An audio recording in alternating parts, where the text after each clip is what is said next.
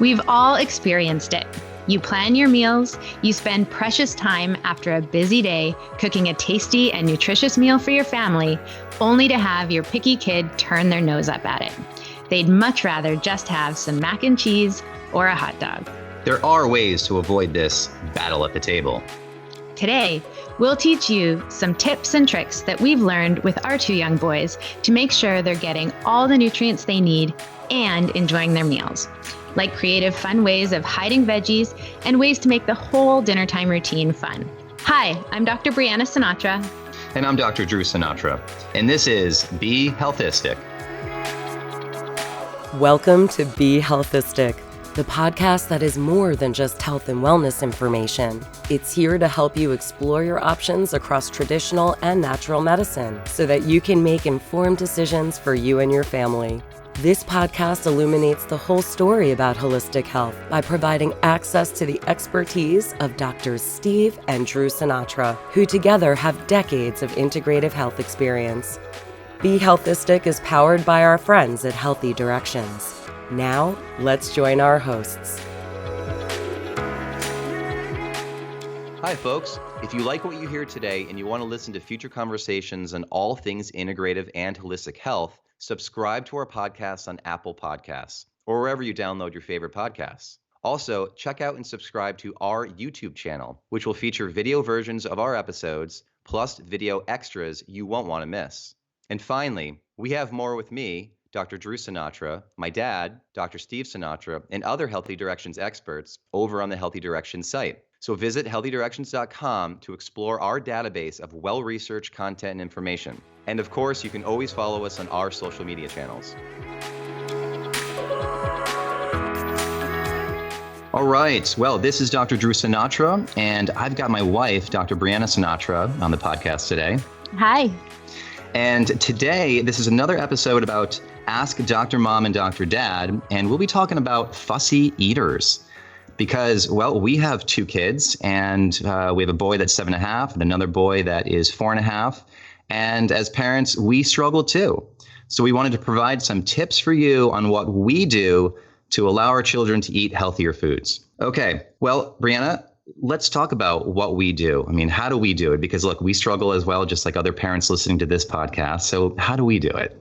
Absolutely. It is a common issue, and I definitely see parents in my practice coming in at all different ages and stages, not quite happy with what their kid is eating or having a struggle around the dinner table. So we will talk about all of that. But I think an important place to start is that if you have an idea of how you want your child's nutrition to be at a young age, the best place to think about this and start creating an impact is actually the moment you find out that you're pregnant. Because I think maybe what people don't realize is that taste develops as your child is in the womb. So their taste buds are actually maturing or starting to be developed even as early as 3 to 4 months. So what the mother chooses to incorporate in her diet is what the baby will start tasting and what they might start getting a preference to.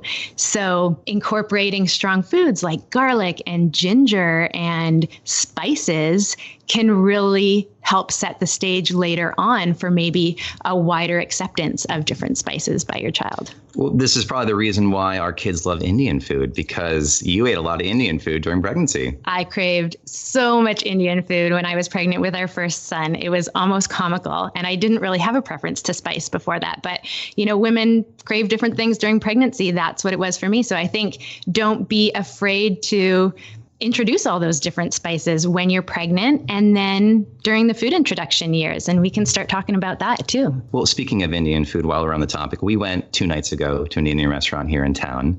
We walked over there with our boys and we ordered the bang and barta, which is an eggplant dish. We had the chicken saag, and we also had a coconut curry lamb dish and some gluten-free naan. Yeah, it was all gluten and dairy free. All gluten, dairy free. Our kids loved it. And what I love about Indian food is not only the spice, but also the way that they hide veggies in the food, right? I mean, the chicken saag that we had is full of spinach that's pureed in there. Yep. And Kai was just devouring that thing on his gluten-free naan. So there's so many good things about Indian food. I can't speak highly enough about it. It's true. So what else in terms of the pregnancy piece? Like what else can you think of in terms of, the spice component or introducing different foods? Yeah, I mean, I think there's so much more awareness about your diet during pregnancy and how that is so important for the health of our child. And so I think just another element of that to think about is incorporating different spices, because not only do those spices have antioxidants and great aspects for your health and your future baby's health, but it's also a wonderful way to start incorporating different tastes for you and then for your baby as your child is tasting it through your amniotic fluid as they're developing. Exactly. Well, for listeners that aren't pregnant, right, they already have children. Let's say they've got an infant on hand. Let's tell our listeners about what we did with baby-led weaning and why we did that. Yeah, absolutely. So if you are currently breastfeeding or formula feeding your child and you're getting close to the time when you would start introducing foods, something that was super positive for our family and that I've seen be really positive for a number of my patients who this resonates with is something called baby-led weaning. And so this isn't new. This is something that cultures around the world have probably been doing for years and years. But in North America, Europe, it was kind of repopularized with a book called Baby-Led Weaning by Jill Rapley and Tracy Marquette. And so it is the idea of not pureeing foods and then spoon feeding it to your child. Instead, it is still maintaining either the breast milk or the formula as their primary form of nutrition, but giving them the space to explore whole pieces of food, safe sizes of food. So we'll talk a little bit more about that. But if you are interested in this, I strongly recommend reading the book because it will just go through a lot of the safety aspects about it. Well, as a dad who, changing Kai's diaper was my first diaper. I mean, I had very little experience raising kids. And so once we did this baby-led weaning, it was a little frightening for me, actually. And I remember there was a time where I looked at Kai and he looked like he was struggling or almost like gagging on one of the foods. It may have been like a cucumber stalk or it may have been celery stalk or something like that. Can you tell our audience about that gag reflex and the development of that and how it gets delayed? Yeah. So as far as the safety, I mean, you want to feel comfortable with it. But I think another important thing is for you to feel comfortable with it, understand what's going on so you can educate those around you, because I think it can be startling too hopefully you're having that conversation with the father too, and you guys are making that decision together. But even grandparents, we had grandparents watching our kids eat and they were concerned, or the child starts to cough or look like they're gagging and their instinct is to go or pat them on the back when actually that's not what you want to do. So let me just explain. So the idea is that you put out pieces of food and then the child self feeds. So for example, if a child puts they took a bite of a soft cucumber or something, they're moving it around in their mouth. And actually as an infant, the gag reflex is a lot more anterior on the tongue. So okay, so it's the location of it that's different, not necessarily that it's delayed. Exactly. Got it. Yeah, it's more anterior. So as we age, that gag reflex gets triggered further back on the tongue.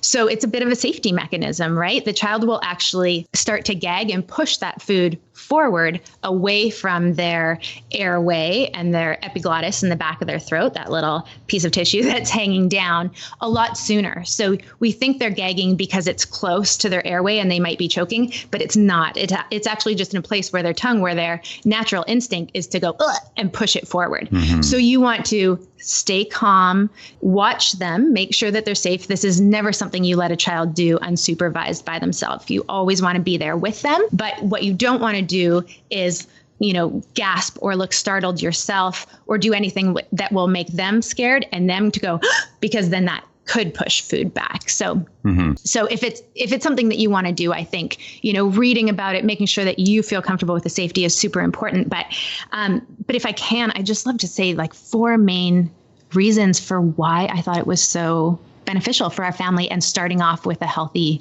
eating. So one of the biggest things was, even before our child was ready to eat, and when you are looking for readiness, it's signs of being able to sit on their own, they are grabbing at the food that you have. They might already have some teeth coming in. There's some important signs to be ready for. It's not necessarily just based on age. Sometimes they say around 4 months, sometimes they say around 6 months. It might be different for each child, but I think they really need to be showing those readiness signs. So even before that, when they were able to sit, we would have the baby and the family up at the dinner table with us so that they could be watching us eat. And they were part of the family meal. And so one of the things I really love about baby-led weaning is they're part of the dinner table from the get-go. You have high chair with a big wide tray, or you push the baby's chair right up to the table. There's certain ones where then they can actually have the table be their eating surface as well. And you just lay out a variety of food in front of them. And so they're eating off their plate just like everyone else around the table is eating off their plate. Another beautiful thing is that it exposes them to the taste, the texture, the aroma of the food without an agenda. I felt like, didn't you feel like it really gave us an opportunity to connect, eat our own meal around the dinner table? We weren't focused on the baby, spoon feeding the baby first and then eating for ourselves. Well, it really set the stage too for them eating healthy foods in the future, because that whole texture piece or the color of something is so important. When I cook a meal, let's say if I cook that zucchini bolognese, which the first couple times the kids loved it, right? They absolutely loved it. And then I'll cook it again and they'll look at it and say, I don't want that. And I'm like, you haven't even tried it yet. It tastes so good. You loved it last week. You haven't even tried it yet. But they get so caught up in just looking at the texture or the taste or something, or the way the food looks and such. And I think that has helped us later on, though, in terms of them exploring different foods. Yeah. So I'm looking back, I am so grateful that we did that, because it has set the stage for us going forward. Yeah. Absolutely. I think another thing that it's really great for is developing motor development, right? If you're the one actively feeding your child, they're more of a passive eater, versus if food is like another activity for them, they are increasing their hand-eye coordination by getting the food to their mouth. I remember them first like taking the food and like smacking it to their cheek and then using their other hand to gradually move that hand and that food towards their mouth. Smeared over the face. Yes, it's not for the faint of heart. It will be messy. It is a whole activity on itself.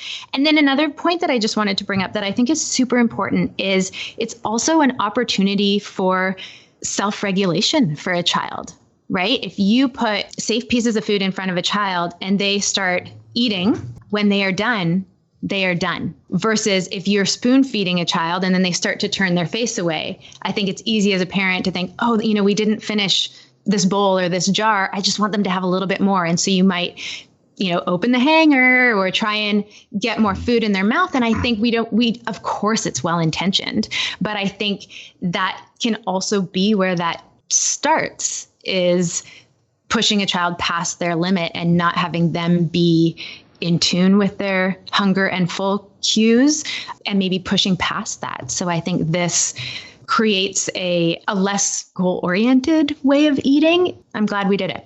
Absolutely. Yeah. And another piece that you brought up that I absolutely love that we try to do at every meal is to have them there eating their own food. At least, well, we're eating the same food, but they're deciding, they're choosing, hey, Dad, can I have some of that? And, Luca will get some salad out of the bowl, or Kai will, pick up another hamburger or whatever it is. And they're really deciding what they want to eat and how much of it they want to eat, instead of us telling them, well, you need to eat this much. Absolutely. And I think that's another point too, is it's easy within our society to think, oh, kids like sweet foods, or they need, the pasta or the carbs. And I think marketing wise, they've really grabbed onto that, right? There's so many crackers and carbohydrate foods that actually have a lot of hidden sugar in it that are geared towards kids. But, and we think, oh, kids shouldn't like vegetables, but really if they're in front of them and that's what they're used to eating, if that's what is being modeled at your dinner table, if you have a variety of the foods that you would eat and let them choose out of that, because that there's healthy options, instead of having, this meal for the kids, this meal for the adults, then if it's a healthy dinner that you're making for yourselves, you know that your child can choose anything within that meal and it's going to be a healthy option for them too. And another piece that we found to be really helpful is to make it fun in some way. So at times we'd have broccoli on the table. Sometimes they love the broccoli. Other times they don't want the broccoli. And the times they don't want the broccoli, we typically will hold them up and say, cheers. Yeah, we went through a big cheersing phase. That's true. And, encourage the listeners too, if you get curious or if you just have fun at the dinner table in some way, your kids will eat better. That's what we found. And to take the stress away too. Yeah, absolutely. And I think, not to say that our kids have never been picky, because there's definitely times when they're not. And in those times we have used different dips, or, we went through a period of using nutritional yeast and sprinkling nutritional yeast on the steamed broccoli. And we called it fairy dust. And so we would let our son sprinkle the fairy dust for whatever reason. That made it so much more exciting. It gives it a little cheesy taste. They're getting some good B vitamins. So yeah, be creative. I think another thing too is we often think that babies want more bland foods, but actually spice is exciting even for a younger child. I remember when we were making egg yolk omelets for Kai, and he loved them and then all of a sudden didn't. And so I started adding cumin or a little bit of curry powder to them, and he gobbled them up, So I think we don't want to use hot sauce for kids. We don't want to use salt for kids in excessive ways, especially for a young infant. But I think not being afraid to add flavor and spice, it actually, just like it does for adults, it makes it exciting for kids and it changes things up. And I think it really helps to develop their palate, because I think the more you do before the age of 3, it'll probably make it easier going forward. Mm-hmm. I agree. Well, let's transition into talking about older fussy eaters. Okay. So we've got our son, Kai, who's around 7.5 right now, and he's in a new phase of being fussy. So let's give some tips and other things around what we can do. How else can we help? Yeah. Well, so one thing that we've been doing lately is finding something we know they like. So our kids are gluten-free. They do like bread, and they love bread, like anything like that. And so one thing that's been super helpful lately is, and he actually doesn't like eggs. He's kind of gone through a no egg phase. Mm-hmm. And so what I've done is I've found some gluten-free pie crust, and I will make a quiche. So I will blend up eggs with pesto. It's actually like a walnut, kale, vegan pesto. Saute zucchini, onions. Sometimes we'll do broccoli, whatever veggies you want to put in there, and bake the quiche. And literally our kids come home, they're not even focused on the fact that there's veggies in there and eggs in there. They see that pie crust and they're like, pie. Yeah, it's pie to them. And they eat the whole thing. Yeah, that's a great way to get vegetables into them. So find something that you know they like the pie crust. Like literally, I could put anything in there. And they're just so focused on the fact that it's in a pie crust that they will eat it. Mm-hmm. Yeah, that's why we make quiche probably once a week around here. Yeah. Yeah. We're on a quiche roll. Now, another way that I found to be creative in bringing more vegetables into something or food is a smoothie. Absolutely. And generally in the last couple of weeks, I've been making a smoothie that has half a banana. We have some hemp or almond milk that I put in there. And I'll throw some frozen blueberries, and I'll throw in 2 heaping handfuls of like a greens mix, like a super greens mix. Mm-hmm. Or spinach. Almost always you can hide it in there without tasting it with a banana or some blueberries. I'll throw in sometimes a big, tablespoon of like a nut butter, like an almond butter or a mixed nut and seed butter. Yeah, good fat and protein. And then I'll also throw in some MCT oil. And the last couple of weeks, and even a couple of months for that matter, I've been throwing in some colostrum to help support, their immune systems and their gut and everything. And when I make that, Kai loves it. He drinks it all the time, asks for it, every morning. Mm-hmm. And that's a great way to get those vegetables in there, like those greens. Mm-hmm.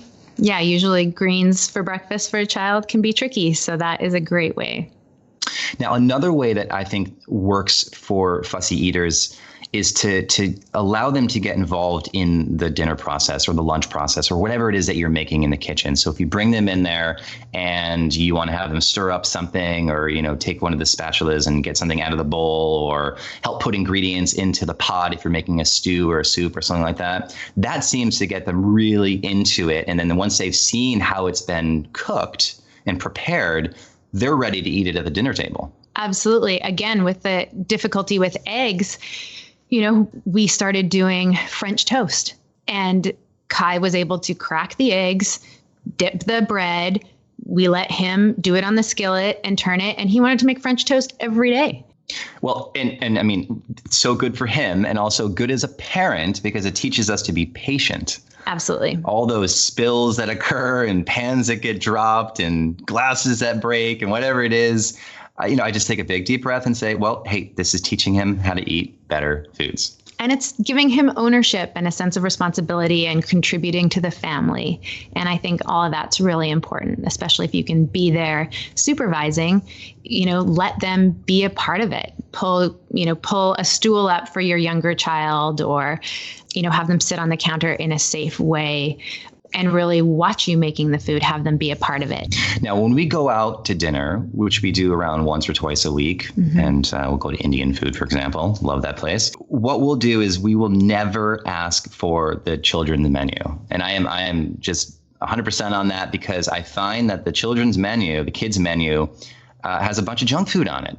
And it's, I think, unfortunate that we as, a culture, we tend to just separate out, well, this is children's food. You're going to have your mac and cheese and your hot dogs and whatever it is, and else in there, your chicken nuggets. And then there's going to be the adult food.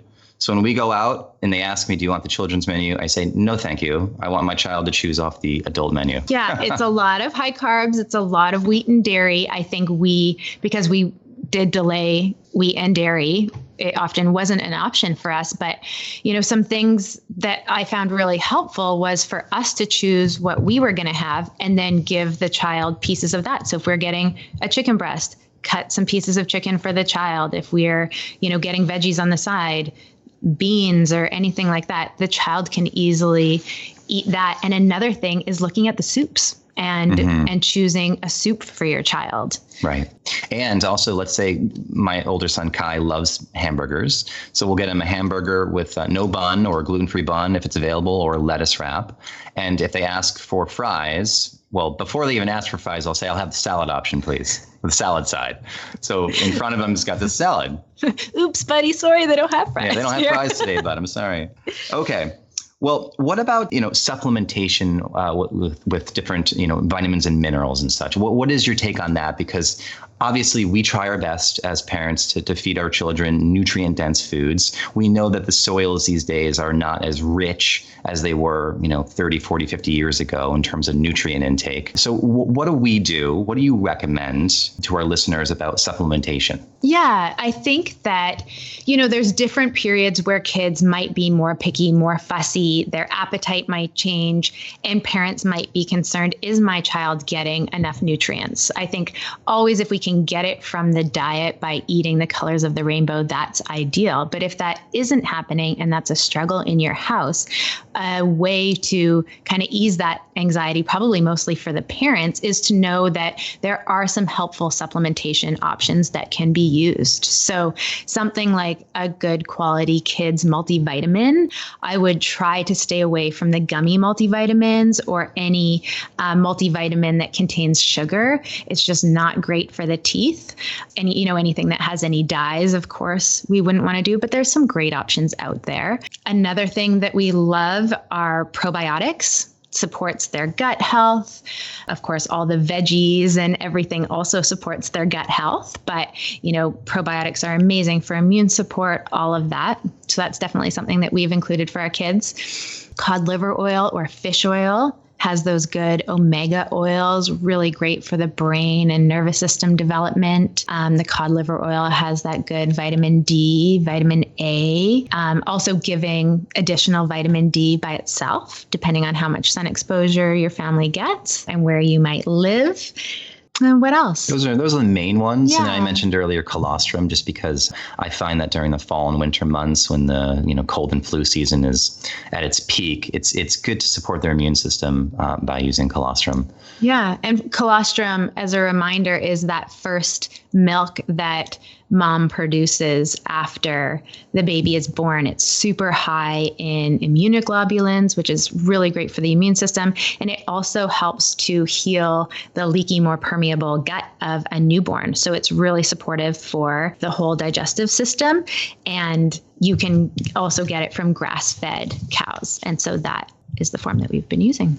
Well, I want to make sure we talk a little bit about sugar and hidden sugars in foods. Now, I think our listeners are aware of soda being one drink that I would certainly not recommend that your children drink.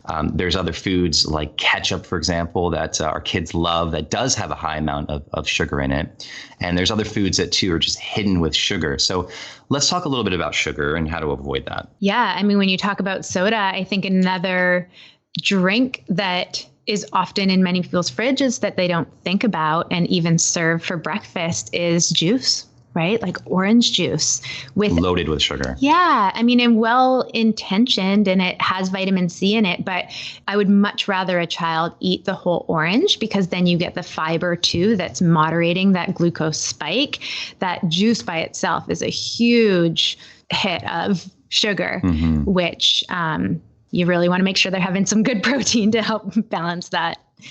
I think there's a lot of marketing done to kids that includes sugar. And so even health foods that are out there, you really want to read the ingredients and make sure there's not added sugar there. For the example, I was sitting with a mom and she was in a rush. She was grabbing her coffee in the morning and wanted to grab something for her son and grabbed one of those Adwala fruit smoothie drinks. Great. There's some veggies in there. There's some fruit in there. That's a healthy option. She turned it around and saw that there was 47 grams of sugar in there. 47 grams of sugar. And it wasn't just from the fruit. There's actually cane sugar added. And so you wouldn't think, I'm getting a healthy juice. Right. I'm getting a healthy smoothie, but you always got to take a look because you'll be surprised. So many hidden things are in there. With our boys, we do buy gluten-free bread sometimes. We try to buy like a locally produced bread for that matter, because a lot of these store-bought gluten-free breads contain sugar in them. You have to look on the ingredient and you may find some sugar in there. And a lot of the gluten-free pastries and cookies and all that kind of stuff, those things are loaded with sugar. So we tend to stay away from those. Cereals too. Trying to find a cereal that's sweetened with fruit juice or a maple syrup versus a cane sugar. You don't need all that cane sugar. Yeah, exactly. And, I should share the experience that we had with our home dehydrator. Right. We had that Excalibur massive dehydrator. And we went through this phase where we were putting bananas in there, slicing them up really thinly, adding some cinnamon on top and dehydrating them for about a day. And we were eating these things like crazy because they were so good. We thought to ourselves, well, this is fruit. It's going to be good for us. And lo and behold, within, I think it was around 6 to 9 months later, we all had cavities. And, if you're going to do dried fruit out there, which we sometimes do in like a trail mix or something like that, I'd recommend just brushing your teeth after or flossing your teeth to make sure you get that dried fruit out of there, because that can just lead to cavity production. I think it's really easy, especially when you're on the go with kids. You want something that is dry because it's easy to pass to them. They're not, you're already changing their clothes so many times a day. You don't want them to get messy on their clothes and have a whole nother thing to deal with. But so many of the dried food options, crackers, dried fruit, even the crackers, they stick to your teeth. Definitely the dried fruit sticks to your teeth and it can precipitate cavities, which we don't want. So honestly, with the baby-led weaning, we would just strip our kids down. Our youngest ate naked until he was at least 3. Well, sometimes he still eats naked. It's true. One more thing I want to mention about sugar is that when we make a drink with like Pellegrino and we put some lemon juice in there, I might add some flavored stevia, like a vanilla stevia, and the kids love it, right? And then they're not getting any sugar in there. Yeah, absolutely. And there's those stevia sodas out there that actually taste pretty good too. And so sometimes as a treat, we'll give our kids one of those. Or even just sparkly water with a splash of juice. if you want a little bit of that flavoring, put like a little splash of orange juice with sparkling water, a little splash of pomegranate juice or something like that. So you're getting the flavor, but you're not getting that high amount. That's a great point. Well, what's your take on dairy in children? Yeah, I mean, I think it depends what's going on for the family. Were they able to breastfeed, or were they introduced to formula at a younger age, and have they already been having dairy through the formula? I think dairy is one of the top allergens, so it's always something that I'm checking in on, looking at possible congestion or digestive symptoms. I know even for our kids, both of them reacted to dairy through my breast milk. One of them was much more fussy, colicky, spat up a lot every time I had dairy. And then our other child wasn't fussy at all, but every time I had dairy in my diet, he would have green poos. So for them, we delayed the introduction of dairy until they were after a year old, and then introduced it systematically to see how they reacted to it.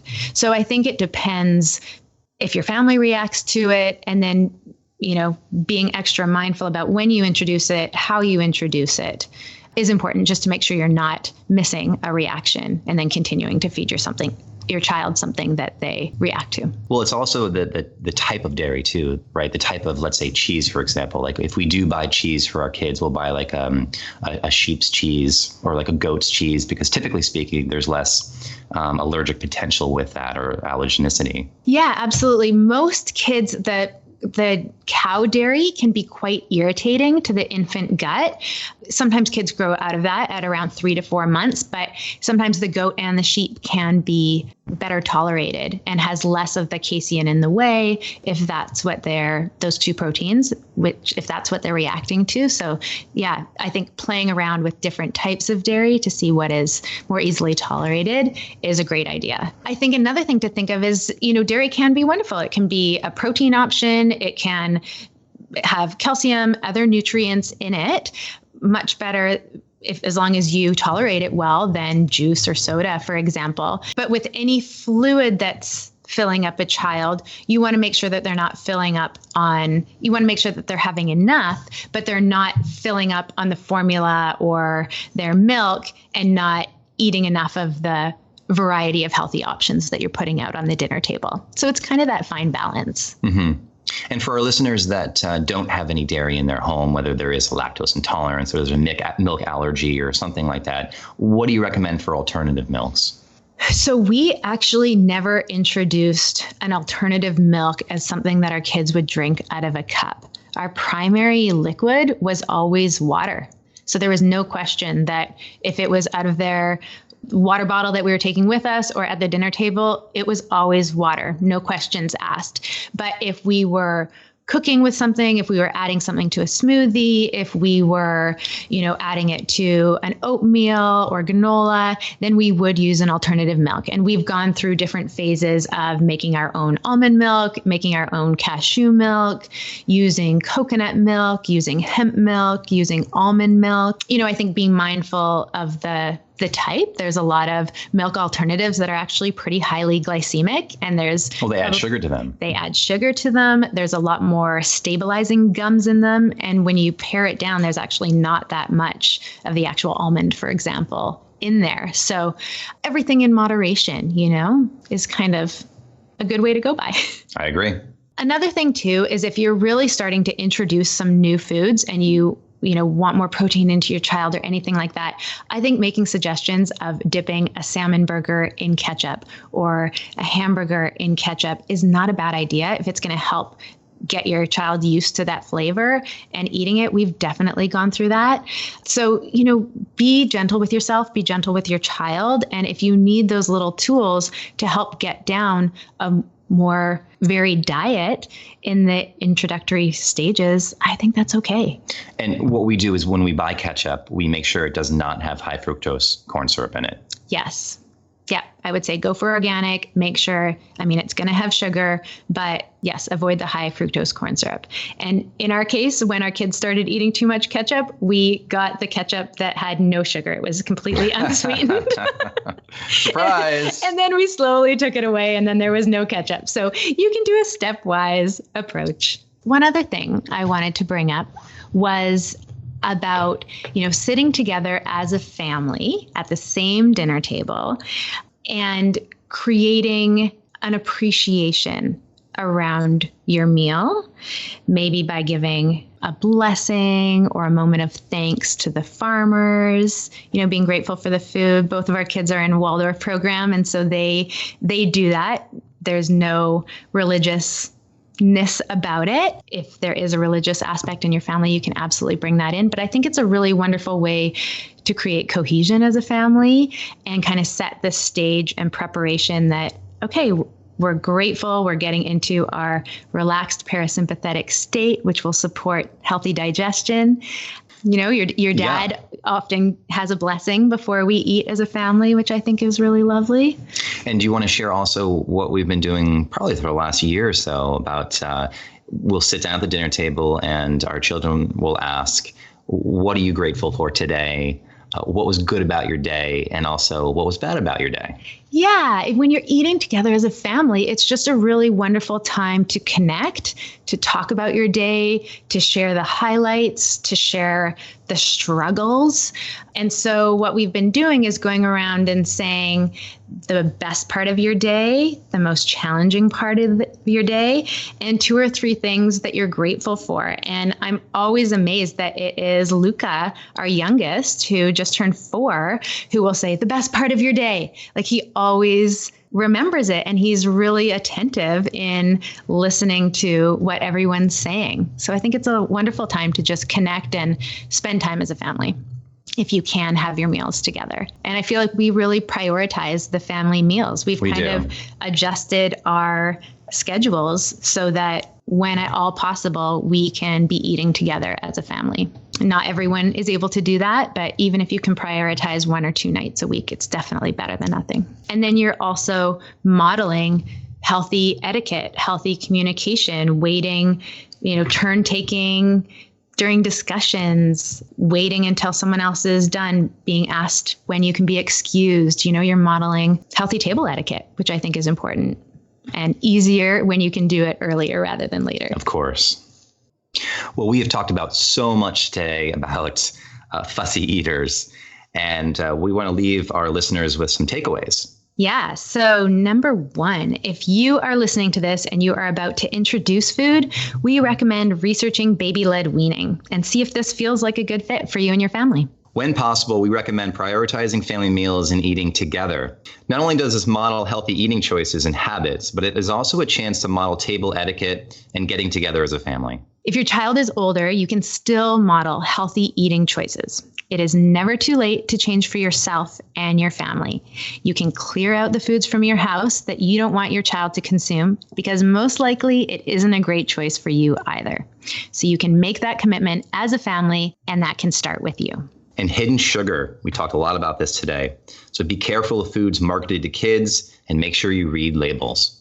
You may want to supplement. These can include a multivitamin, vitamin D, probiotics, and fish oil, depending on your child's diet and their nutritional needs.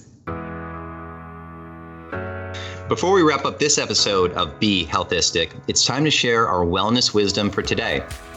Since Briana is joining me on the show today, and she happens to be my parenting partner in crime, I'm going to allow her to share some tips today. As we talked about today, sitting around the dinner table and getting a healthy meal into your kids can be really challenging, especially if you have picky eaters. So, in keeping with our discussion, here's a few clever strategies you can use to avoid the power struggle and help the picky eater in your family eat a little more balanced diet. I'm going to share with you 5 tips which I think are the most important. Number 1, respect your child's appetite or lack of one. If your child isn't hungry, don't force a meal or snack. Be patient with new foods. Your child might need repeat exposure to a new food before he or she takes the first bite. Encourage your child by talking about the food's color, shape, aroma, and texture, not just the taste. And be a role model. If they see you eating it, they're going to be more likely to eat it too. Don't be a short order cook. Preparing a separate meal for your child after he or she rejects the original meal might promote picky eating, and it may also promote resentment for you. Recruit your child's help in shopping, making the meals, so that they can also be a part of meal production and have ownership over the meal. Be creative and have fun. Try hiding veggies, making a smoothies, or cheersing. I hope some of these suggestions I mentioned lead to a greater peace and harmony at the dinner table for you and your family. Remember, everyone, if you liked what you heard today and you want to be an active member of the Be HEALTHistic community, subscribe to our podcast on Apple Podcasts or wherever you download your favorites, and subscribe to the Healthy Directions YouTube channel. You can also find more great content and information from us and the Healthy Directions team at healthydirections.com. Well, I'm Dr. Drew Sinatra. And I'm Dr. Briana Sinatra. And this is Be HEALTHistic. Thanks for listening to Be HEALTHistic, powered by our friends at Healthy Directions with Drs. Drew and Steve Sinatra. See you next time.